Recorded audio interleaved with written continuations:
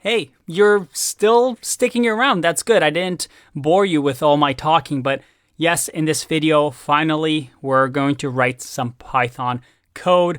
Holy moly, thank God, I thought that was going to last forever. All right, so what is our first program going to do? Well, let's create a very, very simple function. And probably the first thing any programmer learns to do, to print our own name. So in here, once you have your REPL.it set up, or remember, you can also use glot.io, we're simply going to write print. And then you see over here that it gives us some information, but all we want to do is write brackets, a quote. So you can do double quotes here or a single quote, and just type your name.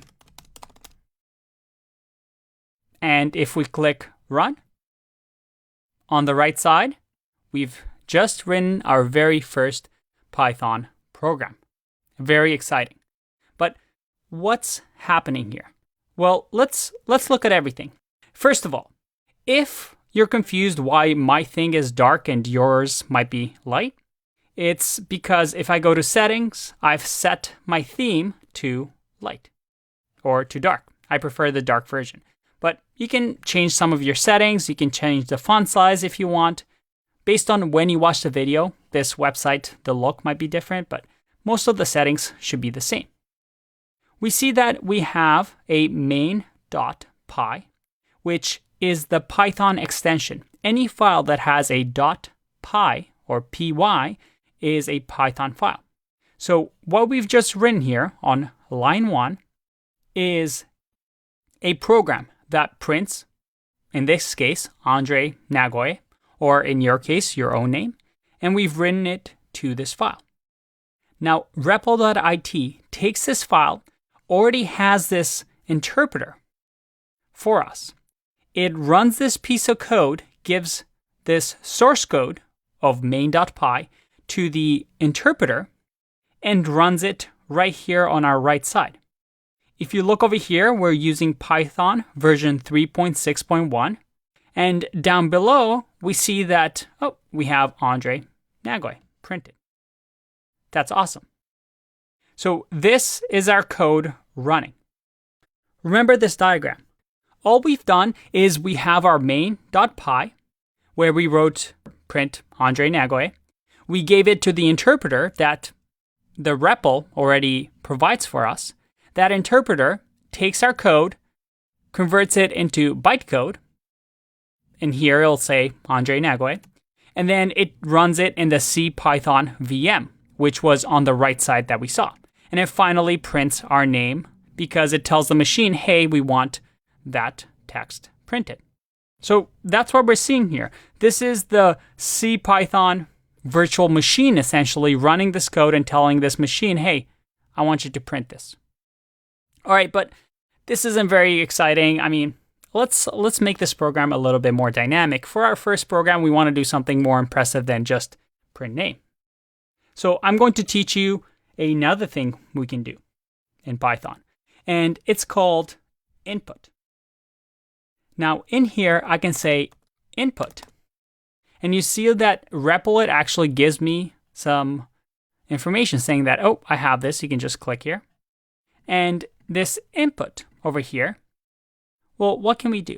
This input is going to prompt a user, and if I hover over it, you can see how it's giving me some information.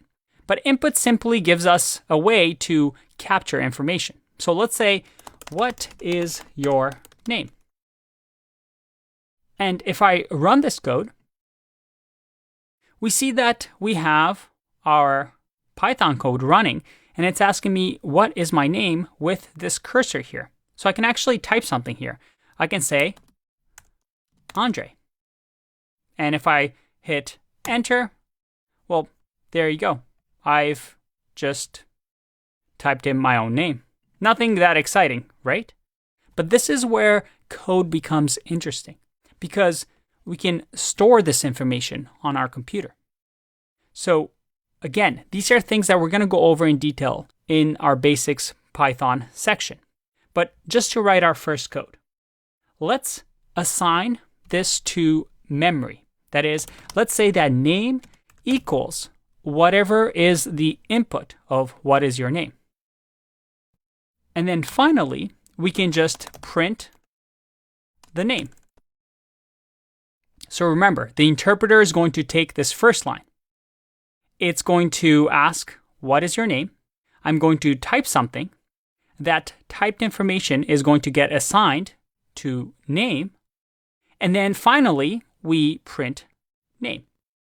Remember, an interpreter takes line by line, converts code to bytecode, and then finally runs it.